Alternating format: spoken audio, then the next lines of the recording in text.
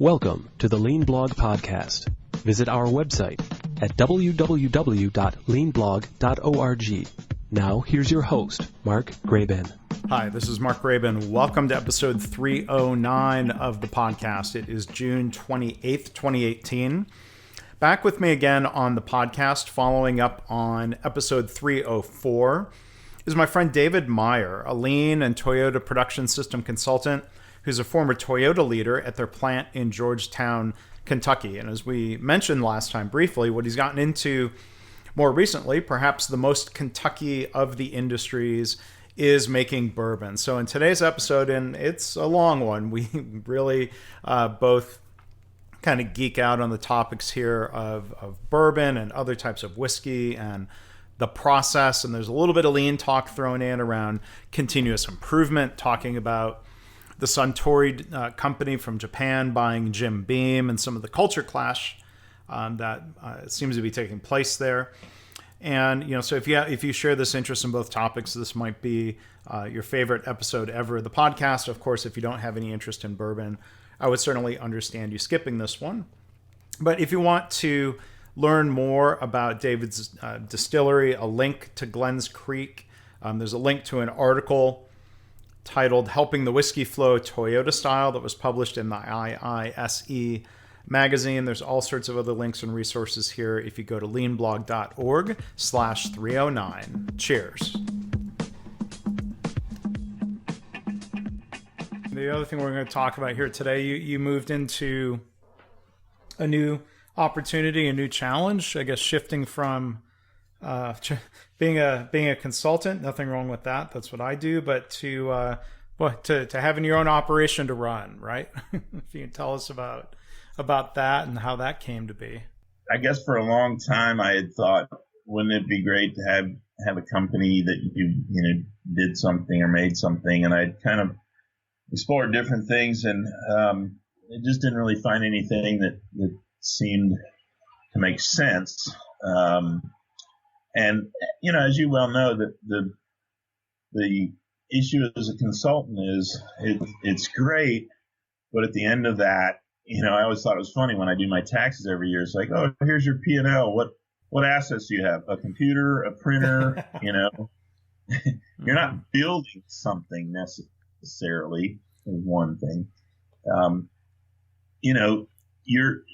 Oftentimes you're in and working with an organization for a year or 2 years, and you don't always necessarily see, your efforts come to fruition because it takes longer. So there's certain things about it that and then the travel, I'm almost 60 and I'm thinking, geez, how much longer am I going to slog on an airplane and go here and there and everywhere? And, so looking for something that would be closer to home. So, there really was no grand plan. I mean, I think the thing I get asked most often is, so is this something you always wanted to do? And I say, no. Is this something, did you work at another distillery? No. Has it been in your family? No. So then people look at me kind of puzzled, like, well, then why'd you do it? Well, the truth of the matter, I guess, was I was dabbling a bit, just, I guess I was a moonshiner, and I tell you what I do is I'm a process guy. I've been in manufacturing for 35 years. I enjoy processes. I enjoy learning processes and understanding processes. And, I was kind of just goofing around with this and discovered that, there's all these interesting variables to it, and, how do you manage those and control those? So the kind of things that I'm trying to talk to other organizations about, I'm trying to think about how to do those in this context. And then a friend of mine mentioned this distillery, this old abandoned distillery that was for sale, and thought it might be cool. And so it's just one of those things. You just looked at the place and thought, man, this is a really cool place. And in true male fashion, kind of look at it and go, a little pressure washing and some paint, this place look pretty good. Totally underestimating and not really comprehending the amount of effort and work. But, as I say, if you love what you're doing, you don't spend a day working. No, yeah. It's been fun. I mean, we get to do things. The thing to me that's interesting is the nature of the process is similar to a lot of organizations I've worked with that don't have repetitive processes. So whether it's like healthcare or these industries where the operators are more what I call machine tenders, but they don't have to sit there and perform the same task 500 times a day. Right. Their work is more variable, and it becomes more challenging to think about things like, well, how do you create standardized work in this environment? So it's been interesting from that standpoint to tackle this. And I guess too, I looked at it and said, well, geez, what could possibly be one of the most difficult businesses you could ever get into? Because of the limitations, because of the laws, because of the restrictions. So I guess that's how I am there. Yeah, I mean, there's a lot of competition. You've got long lead times to age product before it goes to market. There probably is many reasons somebody might have used to try to talk you out of this, as opposed to talking you into it. But it's it seems like it's real passion. Whenever I've had the chance to meet somebody who owns a distillery or a winemaker, or it's a business, but there's kind of a different level to it where it's something people are just really drawn to or fall in love with, and kind of this big complicated puzzle to unravel and enjoy it while you're doing it, I guess.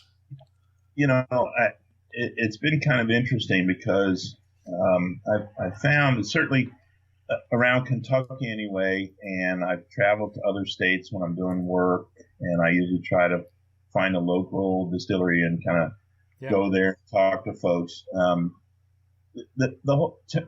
For me personally, I've never really seen competition as like, I got to beat this other guy down so that I can get a step up.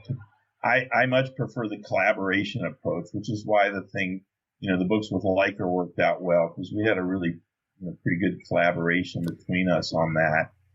And that, to me, that works better. And so, I've had a lot of interactions with other people and discussions, and we can, toss things back and forth. Sure. I think that, I'll put it in perspective for you. Okay. So, the Old Crow Distillery, when it was in operation, had about 600,000 barrels in storage for aging. Beam bought that operation in 1987, and they retained many of those aging warehouses. So they have about 400,000 barrels aging right next door to us. Okay. Mm-hmm. And if you understand that those barrels, they say the angel share of the evaporation is approximately 3% per year. When you do the math, that comes out to about 500,000 gallons per year evaporation from those barrels. Right. Okay. Now, to put it in perspective, Mark, we produce about 2 barrels a week. Okay? So their evaporation rate is greater than our production rate. Right. And I honestly don't think that I'm ever going to have to worry about, am I encroaching on Jim Beam's market share? Sure. Okay. So from a competition standpoint, I really don't think about it that way much. I think what's really cool in this industry is kind of what happened in beer, is that the small guys are able to try different things, and that then sort of pushes the big guys to also branch out into those things. And if you look at bourbon today and what you can find on the shelf today, I think it's substantially better than when I first came to Kentucky in 1980. I mean, it was, 80 proof, standard run-of-the-mill stuff was pretty much it. You didn't find single barrel, you didn't find small batch, you didn't find this or that, or some of these other things that are happening now. So what I hear you saying is, and I see this on store shelves and in my own collection, there's more variety. There's different strengths, different barrel finishes, different expressions.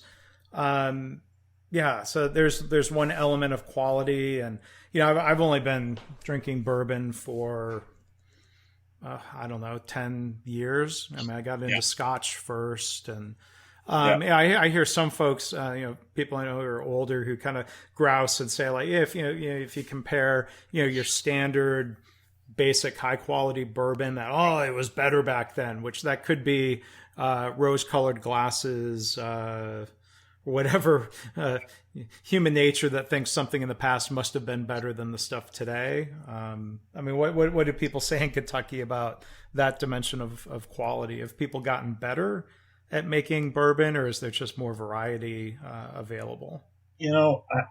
I wouldn't say the question is better. I would say the question is different. I've had the opportunity to try some 1950s and 1960s bourbons from different distilleries, and they're really quite different from bourbons of today. And I think that's probably because the market tends to try to follow consumer preferences, right? And the big issue in bourbon was in the 80s, sales were at an all-time low because adult drinkers, the young folks, were shifting to vodka and other beverages of that nature. And, bourbon was your grandpa's drink. And so the industry, I think, shifted. And even in the 70s, they came out with light whiskey, right, to try to capture some of that market that maybe didn't want the flavorful bourbon. So, there's trends. I would say there's trends and, things.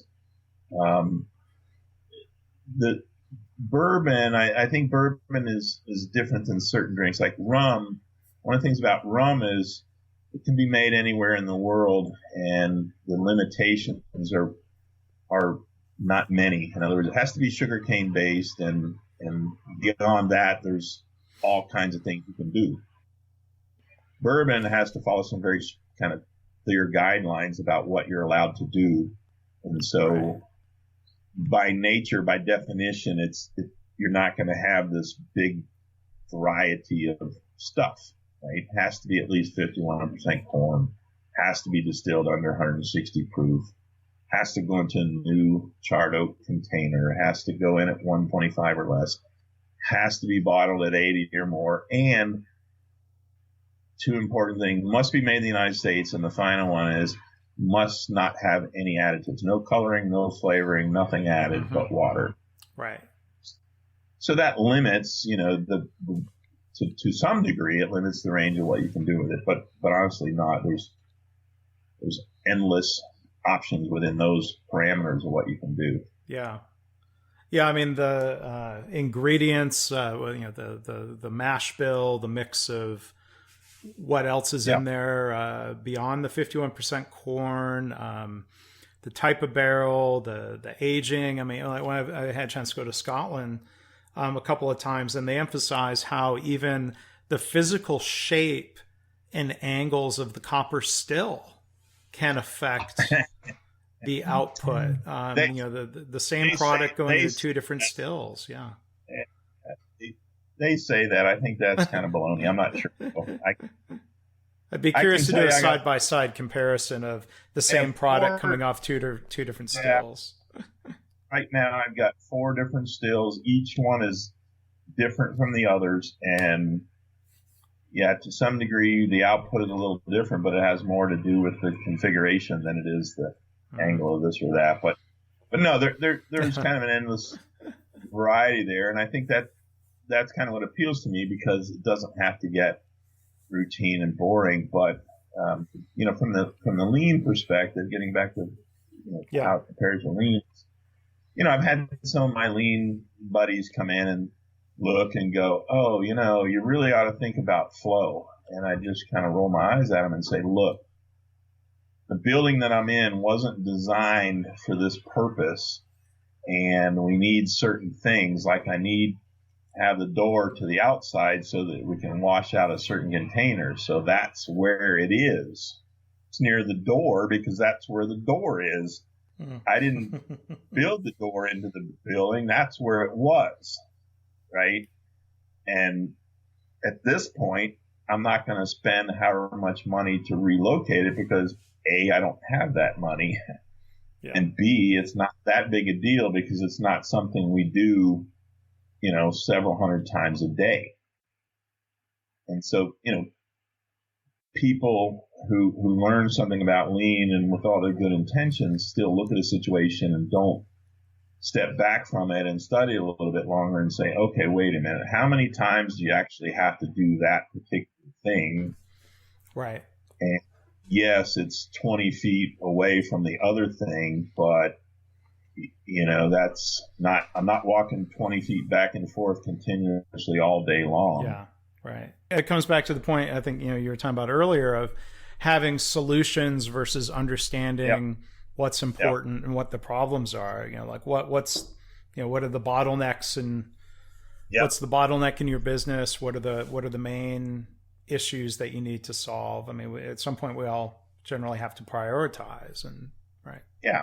Well, it's been really exciting because,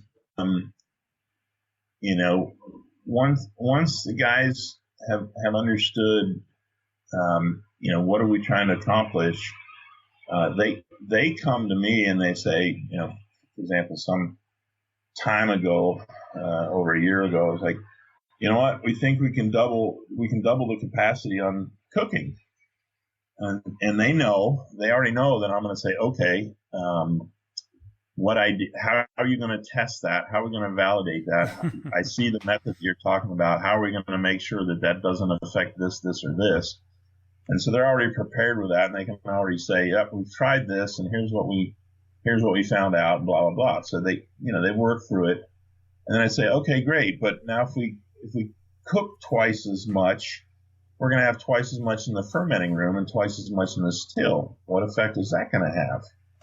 You can cook all you want, but if you don't have the distillation capacity, what's the So the bottleneck, quote unquote, there's always something. And so then we say, okay, if I increase the distillation capacity, now I have the opportunity to cook more, but oh wait, I got to pay for the grain, the labor, the utilities, and the barrel to put all that stuff away to age.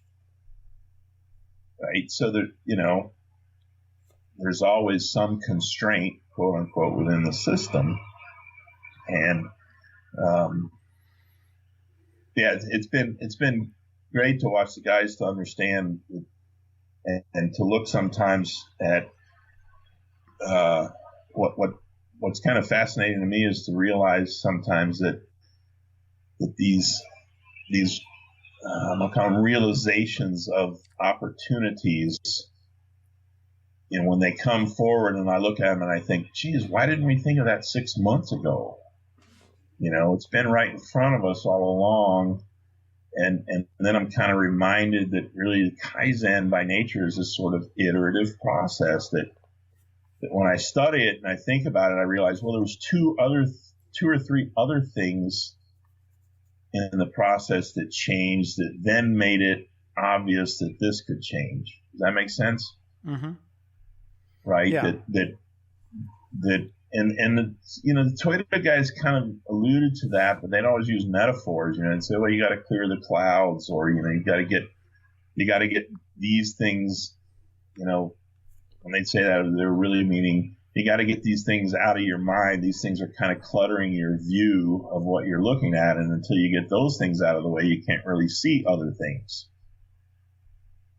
And so, those kind of things are coming back to me. I'm going, yeah, and I can see that firsthand that we're sort of in the, we're so far we've been in a perpetual startup mode, and we keep improving and we keep expanding and then we keep, making it better. And so that's been kind of interesting too, is that in terms of quote unquote stability, well, about the time we stabilize the process, we find a way to make this part of it better, which means then we have to make other parts of it better.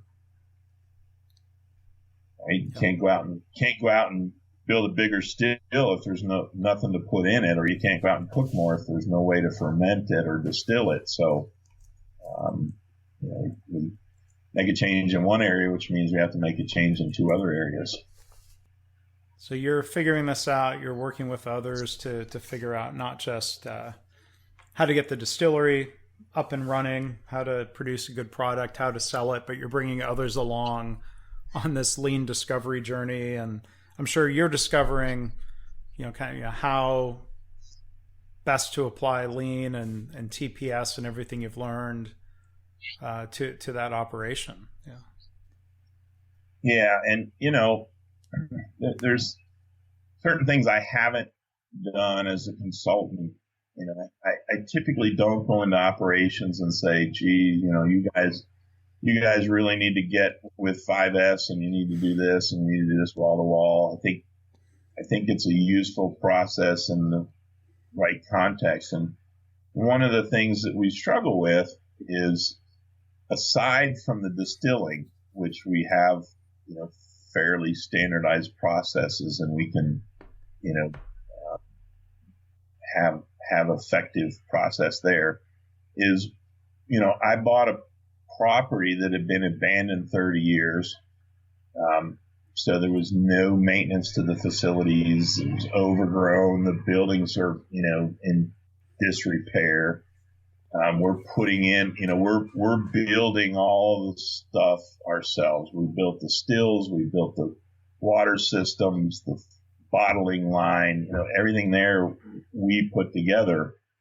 And, so we end up doing a lot of one-off tasks, which makes it hard to, I'll buy a tool that we use one time and then it's like, okay, I'm not going to put this thing on a shadow board or something like that, So that, to me, that's kind of one of the challenges right now, is that we have so many things going on that we struggle with,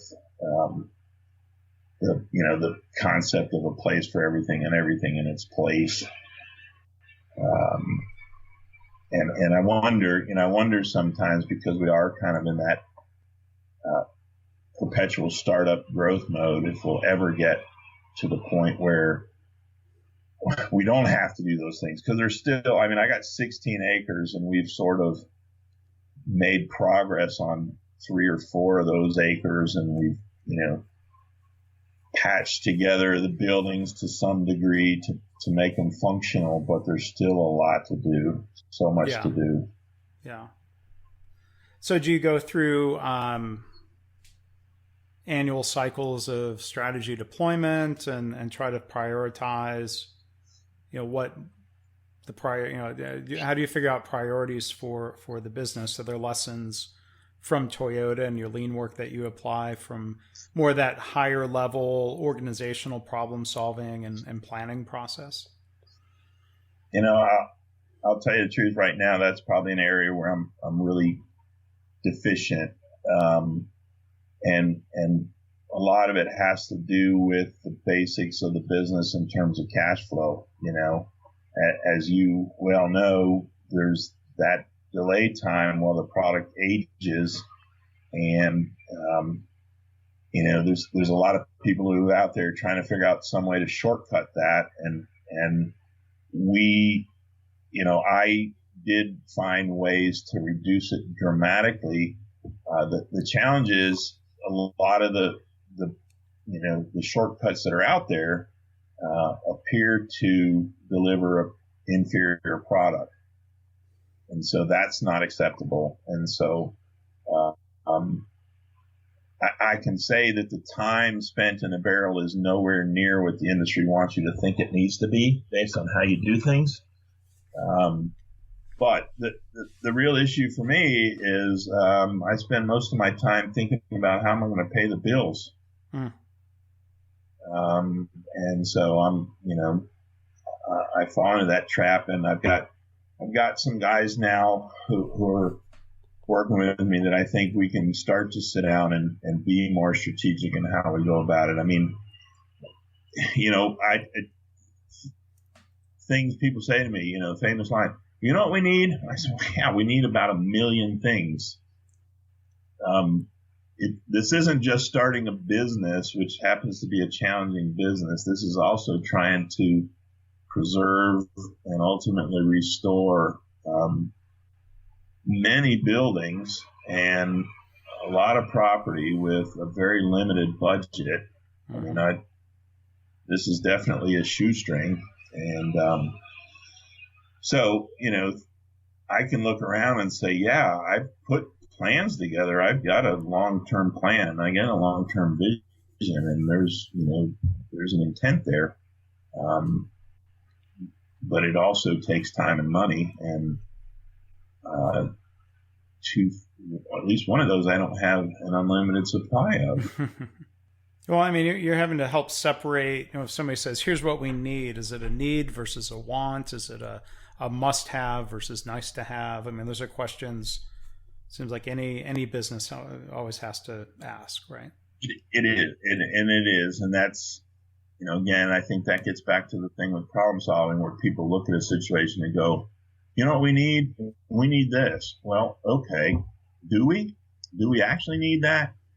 And one of the things I've learned, and this is kind of funny, I think probably, is I've learned this effective procrastination, right? To be able to say, okay, instead of me falling into that, let me just sit back and wait and see how this plays out, because invariably, some time period will go by, let's say a month, and somebody will say again, oh, we talked about that, we need that. And then I'll wait, and then I'll wait. And then invariably, a more effective idea actually arises. And I think the Toyota guys did that sometimes too, where they would know that we're sort of jumping to some conclusion about what we should do, and they would just sort of somehow delay us, and realize that ultimately we'll find something better. And that's kind of an interesting thing I've noticed, is like, geez, sometimes, really, and I know, I've known these things. The challenge is sometimes you look at it and you say, well, there's two options. Neither one of those looks particularly good,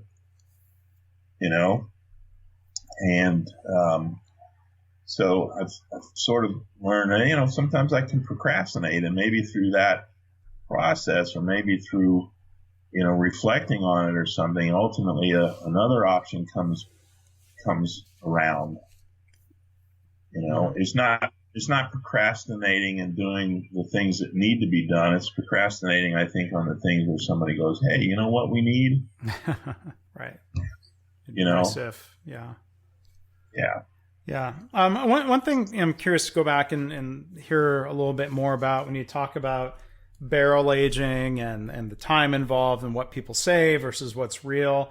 It seems like that's certainly one of the long lead time aspects, the years typically spent in a barrel. Are there some things that you can do operationally to try to reduce that lead time and maintain or even improve quality? Yes, there are. Part of that, I think, for me, the benefit is, with my problem solving background, is like I can dissect this thing and say, wait a minute, and question things. One of the things I questioned a lot was, gee, why is it, and you went to Scotland, why is it all the Scotch makers want these used bourbon barrels?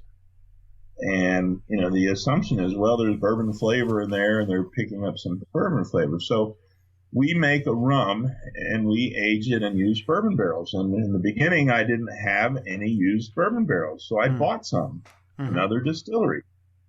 And what I found out is, these notions that, some people would say, you put a few gallons of water in that barrel and leave it in the sunshine, slosh it around, and you'll get bourbon out. No, you don't. Right. And, by the way, the barrels that go to Scotland aren't barrels, they're staves. They break the barrels down into the individual pieces. They palletize those and ship them to Scotland. Those pieces of wood are dry as a bone when they get there, right? There's no bourbon sloshing around inside a barrel. And so it puzzled me, what is it then?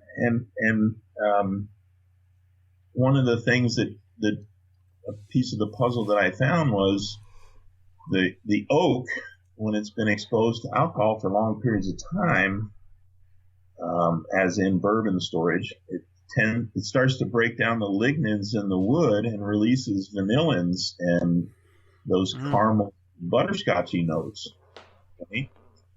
And what I've learned, Mark, and I was terrible at chemistry in school, and I'm still not great at chemistry, but what I've learned is there are real chemical reactions that take place between the various things, like, for example, ethanol and acetic acid, which is vinegar, which is produced during fermentation. And when you combine ethanol and acetic acid, you get ethyl acetate, which is a chemical that has, in lower concentrations, has a fruitiness and a sweetness. Mm-hmm.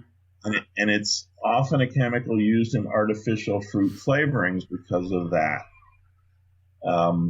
And so these things are taking place in there, and the big guys are at a disadvantage. You're a big guy, you're producing a couple thousand barrels a day. You don't have the opportunity to, manipulate the barrels, move the barrels, transfer product to different barrels, etc. You make 2 barrels a week, you can do that. Mm-hmm.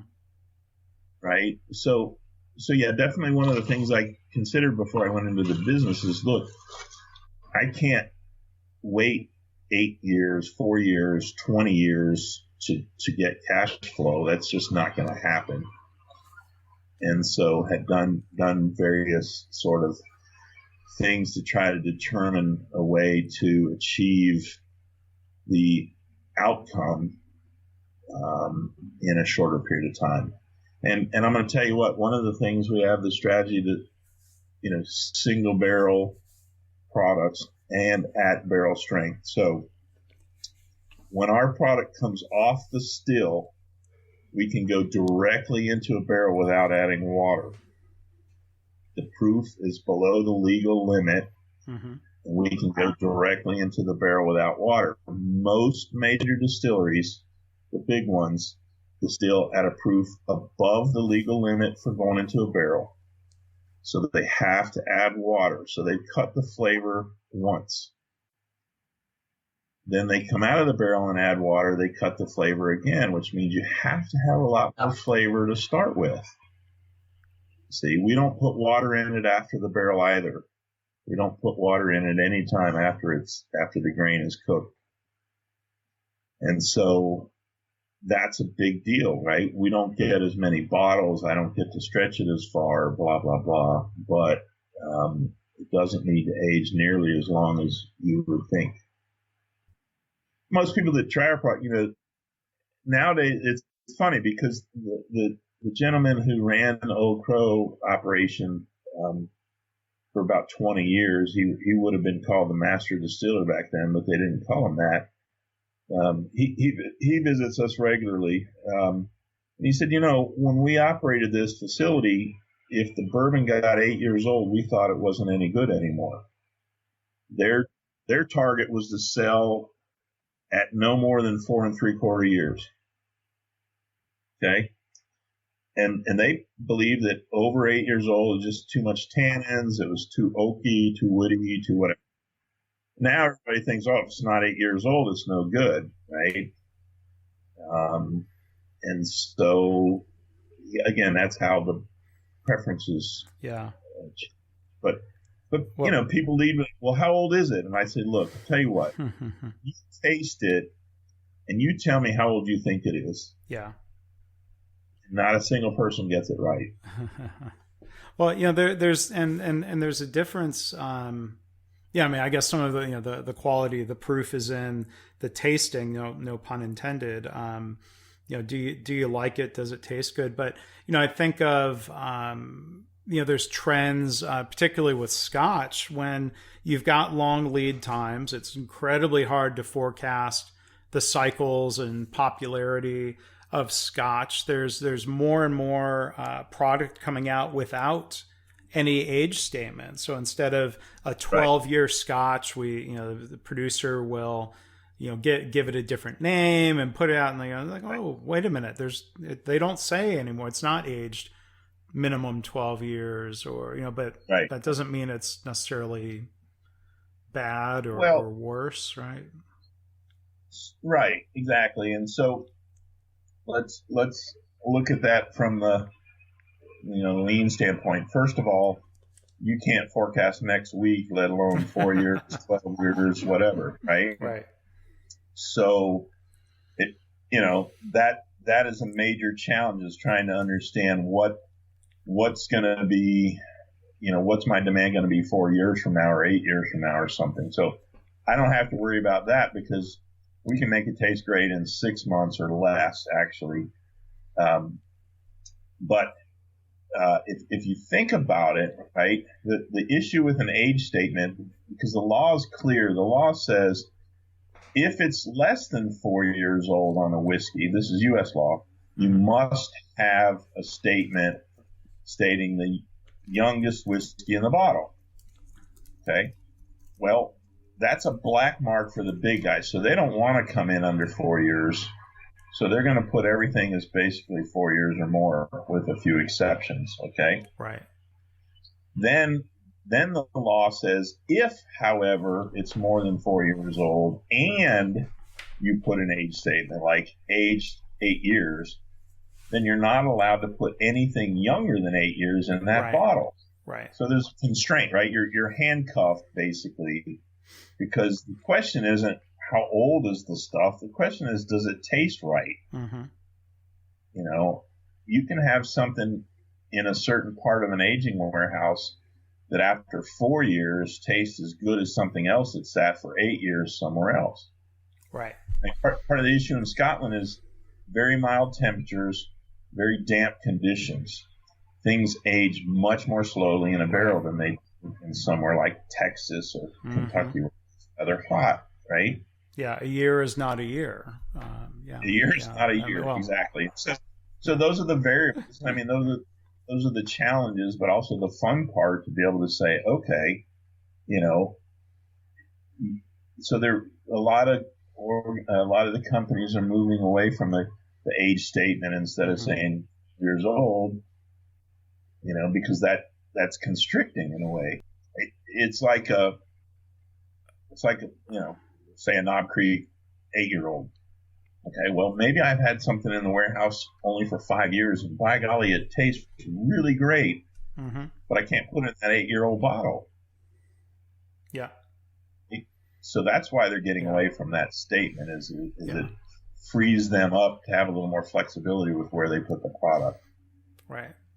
Well, I was just going to say, a friend of mine recently brought me a bottle from a distillery in College Station, Texas, and I'd never had it before. He did the tour. He brought me a bottle back, which was really nice of him. And it says, clear as day on the bottle, aged 6 months. And I'm like, wow, that's a really young, barely aged whiskey. And, but, in a way, I'm like, well, in a way, you're really kind of tasting a more pure expression of what they distilled.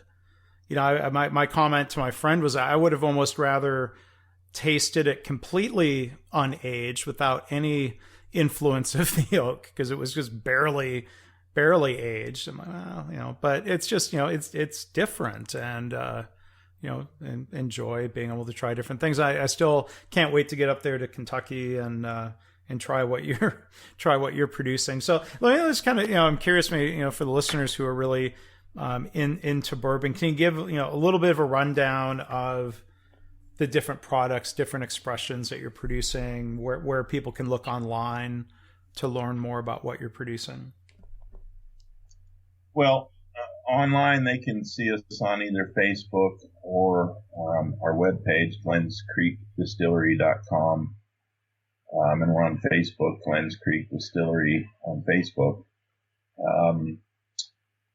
So we are actually introducing a couple of new things right now.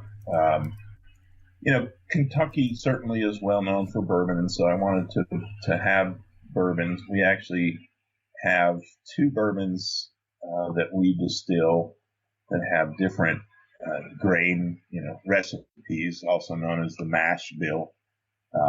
And then we do a rum from molasses, so kind of different. You don't typically think of Kentucky as a rum place, but our rum has gotten a lot of good feedback, and people really like it. And then we make a couple of other products that the government classified as a specialty spirit because they don't fit into the categories of, whiskey or tequila or vodka or gin or something. So we're making things that might appeal to different tastes that people have. Let me go. I kind of want to go back to your comment because and I want to tie this because almost everything can tie back to problem solving. And I know I told you, or you were going to ask a question about, I commented that the Toyota guys were always telling us, all we do is problem solving. They would go back and forth between all we do is problem solving or all we do is PDCA, and they sort of use those interchangeably. But if you think about it, everything can be associated to this problem. And one of the mistakes that people make in problem solving, pretty common, is mistaking correlation for causation.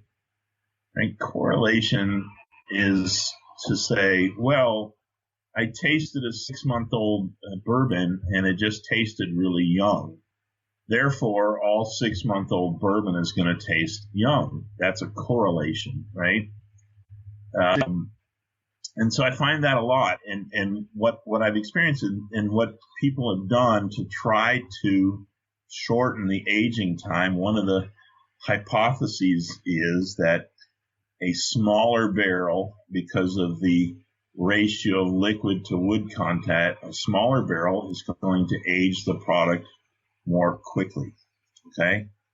A very common belief amongst startup distilleries. So me being, the guy who's going to say, well, let me test that hypothesis to see if it's valid.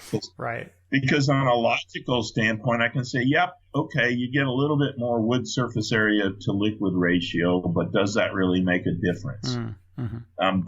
But the flip side is, and what you read or hear or see, from these people reviewing bourbons or even some that I've tasted is, They taste the product, they know the distillery used a small barrel, and they go, you know what, you can't make a good product in a small barrel.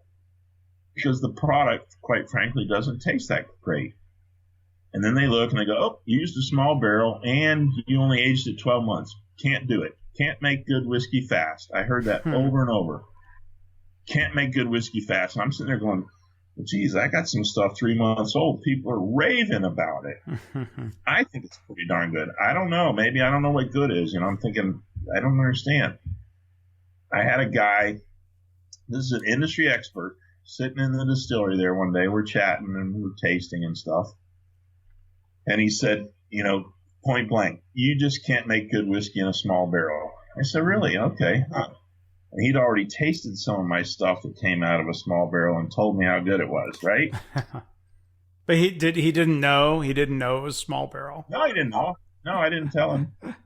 So I handed him a sample of a product I had produced, and he tasted it. He's like, man, this is great. This is really good. I said, well, you know what? That came out of a 10-gallon barrel. Industry standard's 53, okay? 10-gallon is small. Right. His eyes got big, and he's like, no way. I said, yeah, that was in a 10-gallon barrel, and it was in there for a year and a half, which is kind of a long time for us. And he just said, well, you just burst my bubble. I mean, you just totally blew out, you know.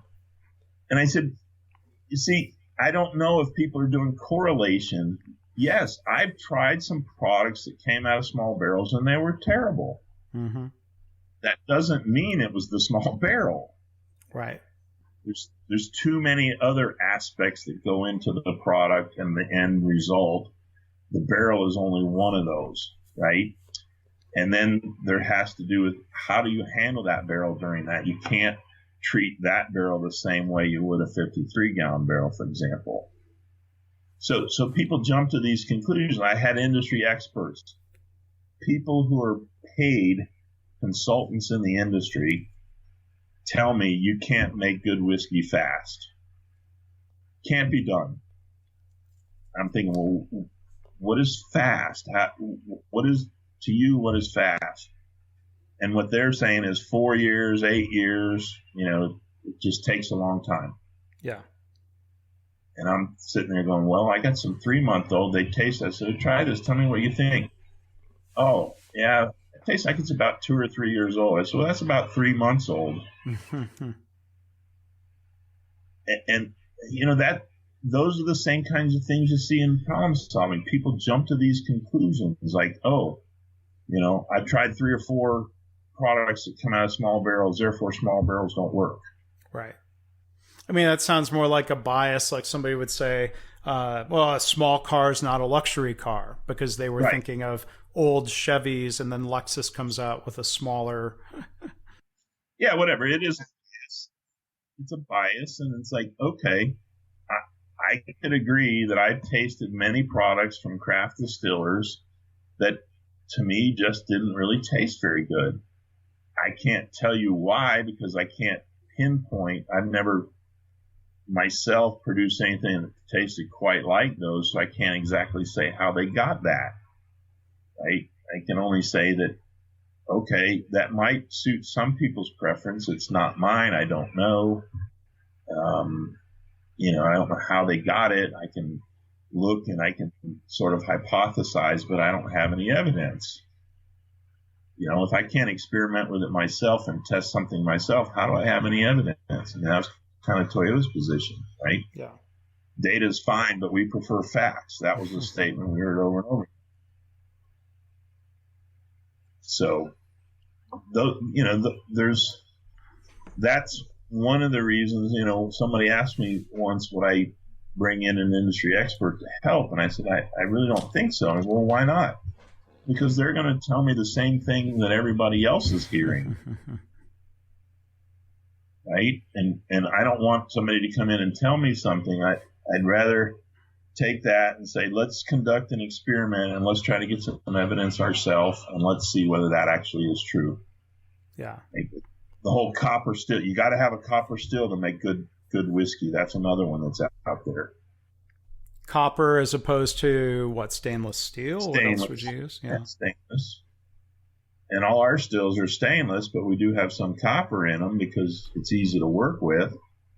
But, you know, it's like everything else, Mark. I you know, a friend of mine forwarded me a interview with a company that had done lean, and this is a classic scenario of, you know, in 2004 we started with 5S, and we executed 5S across the facility, and we didn't seem to get any financial gain from that. Like, yeah. Surprise. And then we went on, and then finally we realized it's not about the tools, and then went on and we want, and you know, I'm sure you feel the same way. That kind of thing, when I see that, it frustrates me because people are still repeating that same mantra, right? Oh, you got to start with 5S, then you do standardized work, then you do this, then you do that. It's like, no, that's not necessarily how it works. Well, I mean, it seems like there's parallels there, whether it's, you know, some of these, you know, conventional wisdom about whiskey making and lean. Is it superstition or is it proven fact? And, you know, those are You raised a really good point here that it's good, can be helpful to challenge the way it's always been done, the way it's always been said, and say, well, there's probably a better way. Well, one of the kind of philosophies I came into this with, because I bought the Old Crow Distillery, which is named after Dr. James Crow, who was a really prominent figure in the bourbon industry because he, quote, perfected or standardized the sour mash process, which is predominantly used in bourbon production today. So he's a well-known figure. And what I felt was, can we go back to the time when he was making his whiskey? It wasn't called bourbon yet, in the early 1800s, and it was very popular. It was, the number one brand for 100 years. Can we go back to that time? Because, obviously humans have been doing this for quite some time and apparently having some pretty good results with it. And so we sort of, I would say, quote, break some of the rules that are common out there in the industry. Oh, you got to do this, and we're not doing that. Or you can't do it this way, and we're doing it that way. And so trying to go back to that time and say, without all these modern interventions that we have today, can we create a product that's sort of, and none of us would know that because there's no whiskey from the 1800s that we could sample to see, is this similar to what would have been done, 150 years ago? Retro, old-fashioned formulation, if you will. Kind of. I mean, and I tell people when they come in, I said, look, we don't shy away from modern conveniences. We have electricity, we have propane, and we have stainless steel. But at the same time, we're also, for example, Mark, we captured a yeast strain in one of the old fermentation tanks. Technically, it would be known as a wild yeast because it was in the wild, right? That is like totally against the rules. Every whiskey manufacturer is going to tell you they've got a specialized yeast and they control it and they've got these tight constraints on it and blah, blah, blah. And, you don't want to get this wild yeast because it might produce some crazy, result. Yeah. And we went right out and did it. And the result it produces is some pretty interesting flavors. Mm-hmm. Well, they want consistency day to day, and one of the concerns about a wild yeast is it may not produce consistent flavors. Yeah. Right? And to me, that's an interesting aspect because I want something unique and different. Right. Right? Well, there's big producers, and I it seems like this is true both for the big whiskey producers, winemakers, champagne producers. There's some who they part of the quality that they're selling is consistency year to year. And then there are others who produce a vintage product or something that is very precisely not exactly the same as what was produced last year. And the one thing that's it's fascinating, I think, when my wife and I went and visited a number of champagne producers in France in December, you go to 5 different places, you'll hear 5 different philosophies from different owners and winemakers that are often in conflict with each other. Some will say, oh, you should never do a single vineyard champagne. That's awful. And then you go to another place and there's somebody who's raving about how well that works for them. And wild yeast versus other yeast. And, you should never use a concrete container. And then there's some people who do. And there's no single right way to do this. And I think that's a very good correlation with lean. And over and over people are asking me, well, what's the way to do this? What's the right way? And how should we do this? And, in reality, there's a whole bunch of different ways. The real issue is, are you improving your business and are you developing people, and what problems are you trying to solve, and are you doing that, and are you continuing to get better? Does it work? Does it work for you? I mean, in our situation, obviously, I'm not going to be able to compete against the Jim Beams of the world. So we have to have a bit of a niche, and it's going to be a niche. And, to me, that's more interesting because I want to have something that, something that shows our creativity in it, or our, exploration, and that we can say, look, I can't say whether there's something else works or doesn't work, but what we do is this, and this is what we get. I'm not going to tell you that something else won't work unless I've tested it myself. Yeah. So yeah, it's the same in this industry. And I think the interesting thing I saw was, this is kind of digressing maybe a little bit, but the modern continuous still, which is actually would be more lean in one regard, because it's very, very efficient and produces a lot of product very economically, was first patented in Europe in the early 1800s and adopted in the United States in the late 1800s. And one of the early complaints from the customers when companies started to use this was that the product was, quote, too pure. And what they're really saying is that these stills tend to produce a constant product at a continuous proof all day, and it's continuous.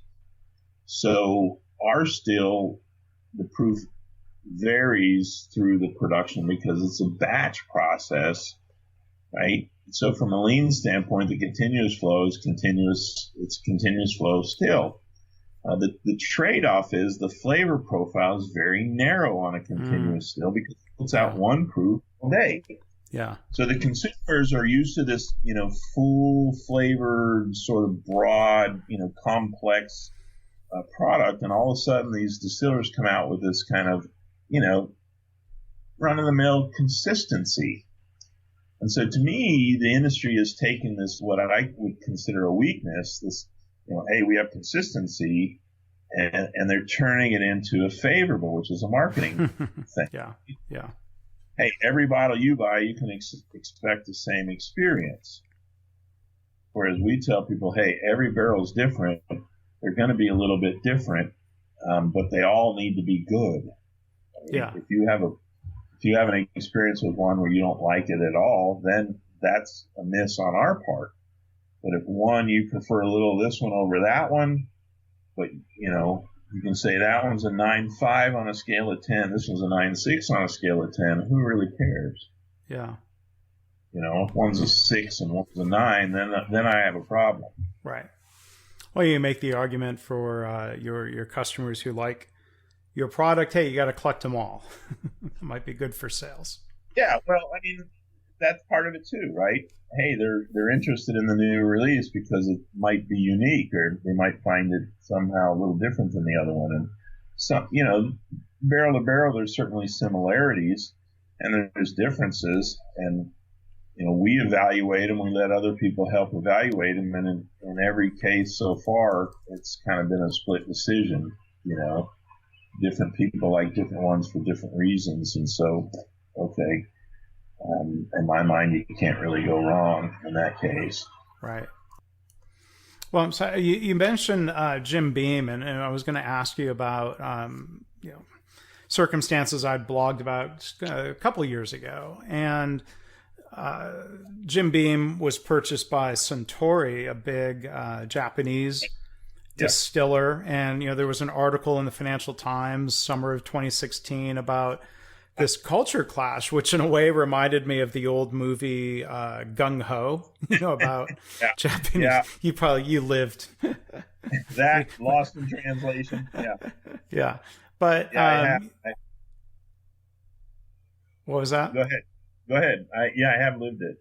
Yeah. But it's talking about strained relations in Kentucky that it says here the Suntory chief suggested only minor tweaks to the water purification process, but that strained relations, as it said, that they were trying to figure out the collaboration. It said, for workers at Beam, this sounded like criticism of long established practices, and it said the interactions were perceived as highly insulting until we reached mutual understanding regarding culture and intention. We figured out that we share a common objective. And I think there's a risk happens here in consulting sometimes where, you could be technically correct about something, but if you don't think about how something could be viewed as a criticism when you view it as a positive opportunity for improvement. I mean, this is human nature. We need to think about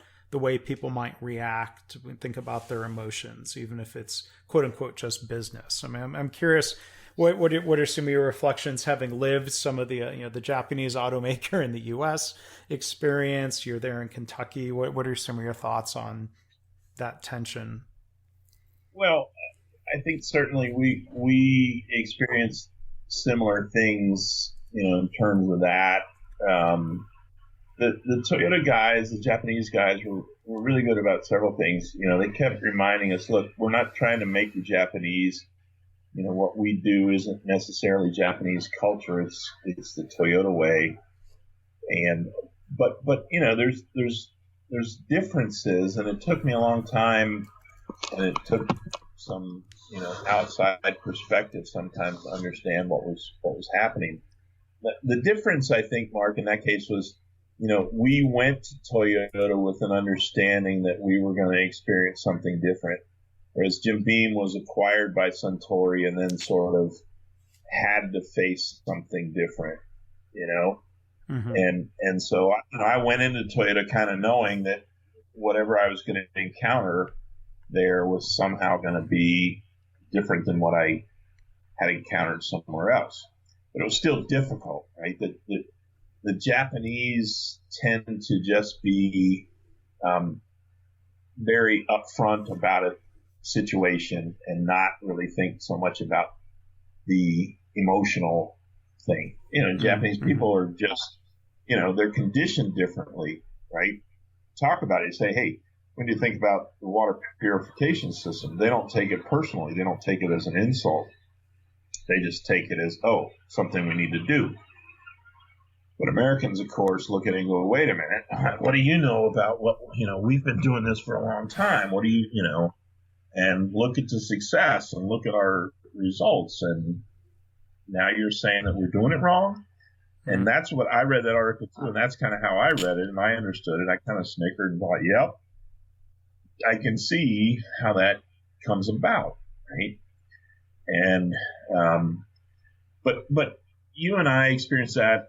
And, to me, the turning point in my consulting career, I think, was in the discovery of this notion that it's considered disrespectful to take away the privilege of people to solve their own problem.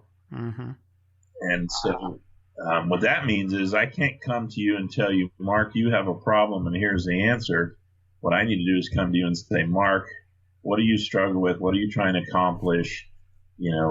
What are the difficulties and where are you trying to go? And let me understand those things, and then let me help give you some guidance on how you can approach that, right? But not come in and say, gee, your water filtration system isn't really great. Let's fix it. And that's the way it came across in the article, and I don't know if that's the way it came across in real life. You know how things get misinterpreted sometimes in print.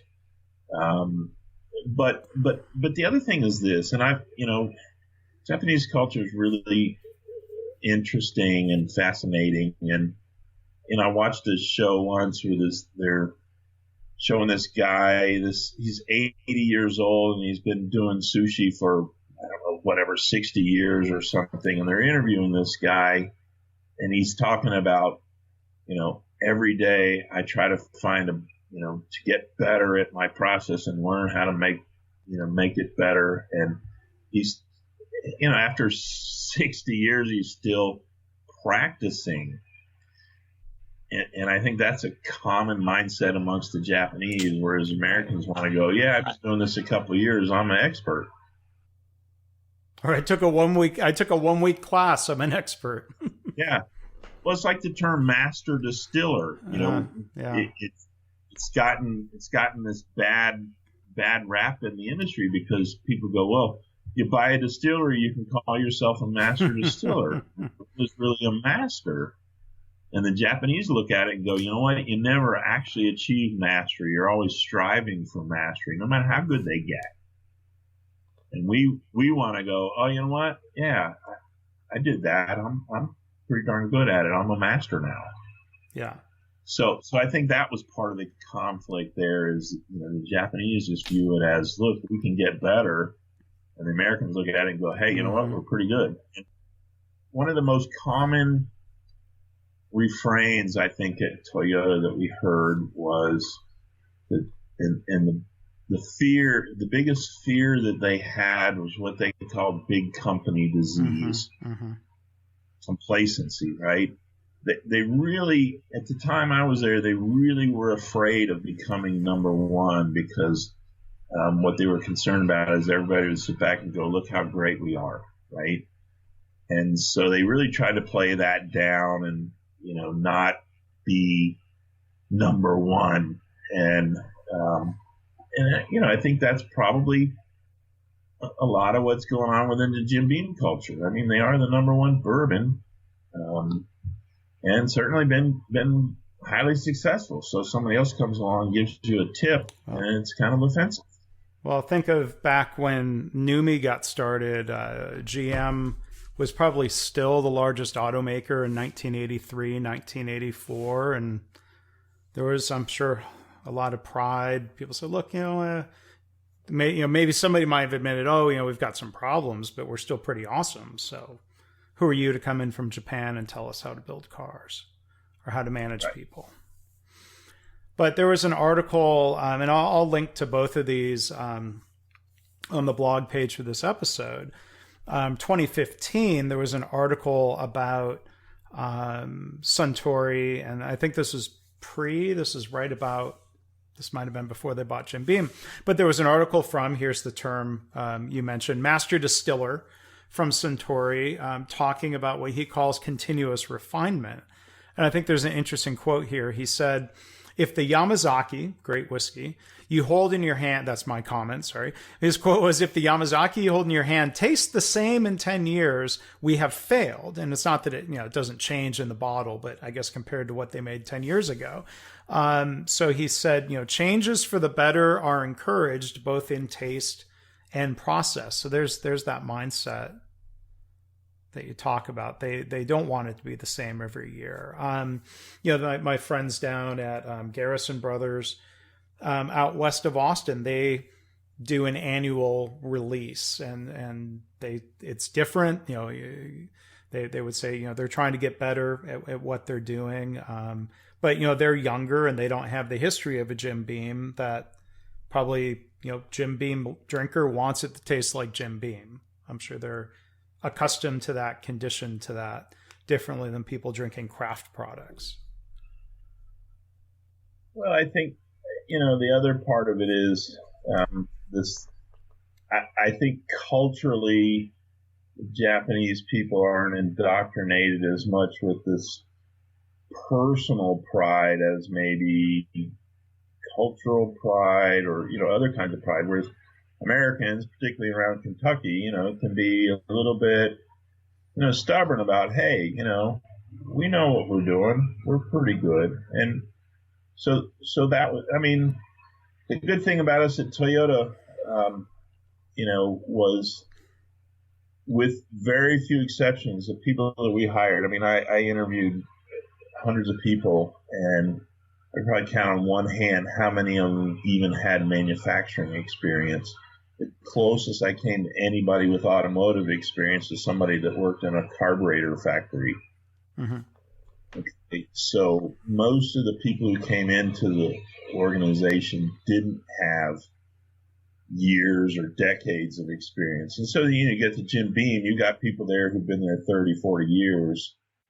and then somebody comes along and says, hey, you need to change this, right? And it's hard. I mean, it's hard for anybody to say, wait a minute, you're questioning something that I've worked 30 or 40 years to develop, Yeah.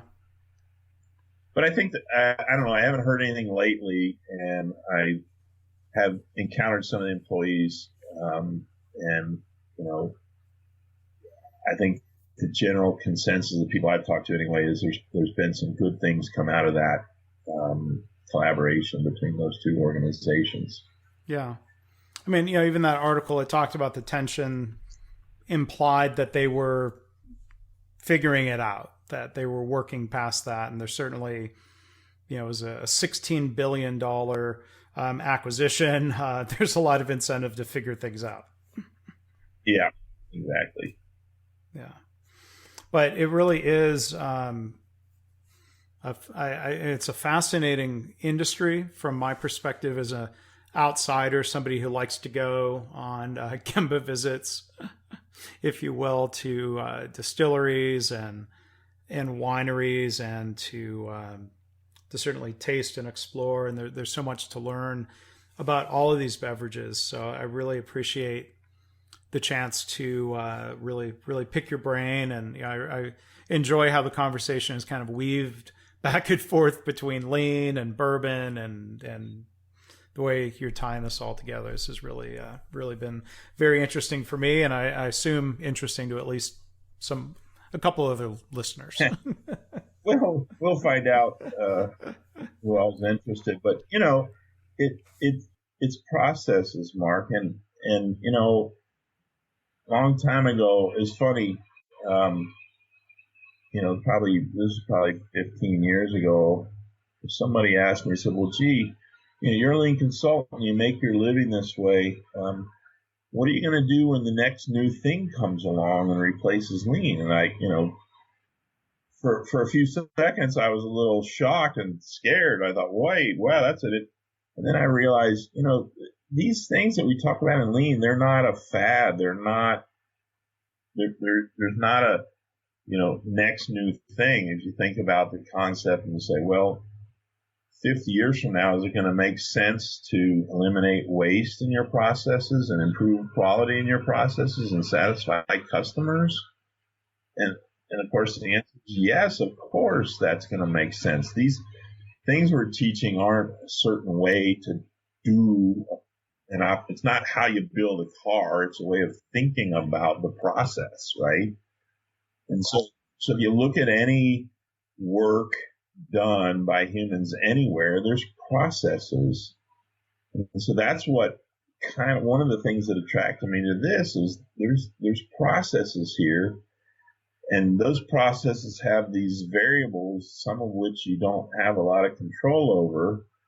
And then you have to kind of try to understand how to minimize that, right? I don't have, some people think I have the choice to go out and pick a certain barrel that's going to work better than another barrel. I don't.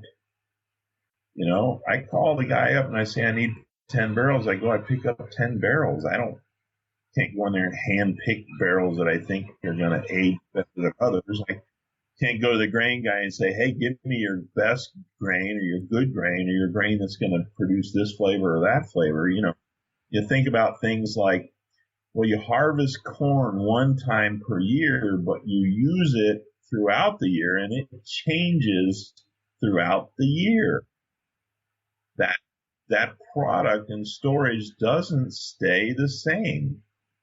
And so that's a variable, right? And the yeast is a variable, and the temperature is a variable, and so to me that's the exciting part is to be able to, okay, which of those variables do I need to really worry about, and which of those variables do I need to let do what they're going to do and create an interesting result? Yeah.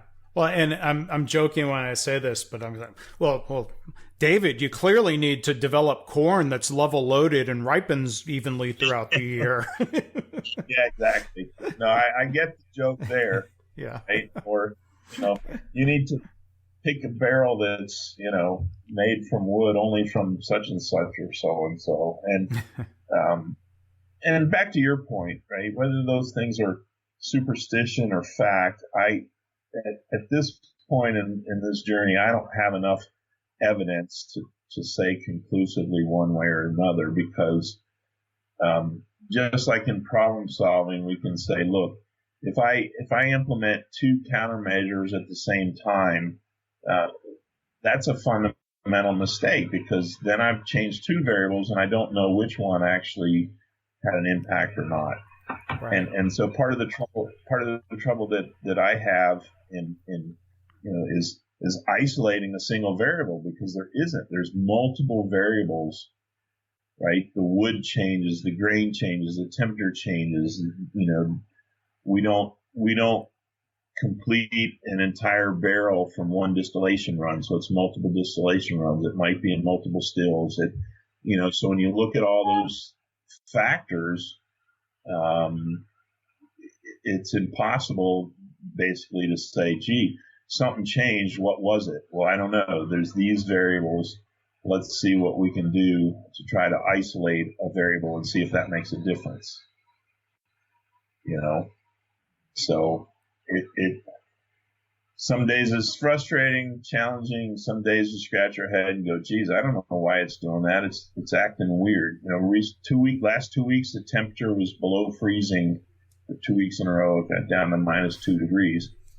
Well, we have a quasi-temperature controlled fermentation room, but clearly the overall temperature was less. Fermentation slows down. And fermentation, when the temperature changes, the flavor profile can change. So there's all these variables that, the big distillery is going to tell you, oh yeah, we have controls on all those. I'm like, no, you don't. Not really. You really don't, right? It's a completely different animal than some processes, and that, to me, that's kind of what makes it interesting and challenging, is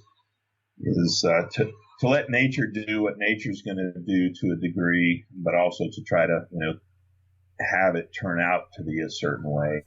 It's kind of interesting. Yeah. Figure out what you can control versus what is just going to happen. Yeah. And, I tell people who visit, I said, look, the final product is influenced by four things: the grain, the yeast, the distillation method, and the wood. And in my mind, the distillation method can either enhance or negate the first two, the grain and the yeast. And then the wood is kind of it's not a wild card variable. There's certain things you can do to create different outcomes, but that takes effort, right? And if you're producing a couple thousand barrels a day, you really can't put that much effort into it, because it would be cost prohibitive. Right. And so then so the big guys have to sort of let the natural process take place. Oh, this barrel at the top of this warehouse is going to age to this degree in this many years. They know that. They can sort of anticipate that outcome. And I'm sure they have some, logic behind the scenes to say, look, let me take some of those barrels from that level and some of these from this level and some from that level.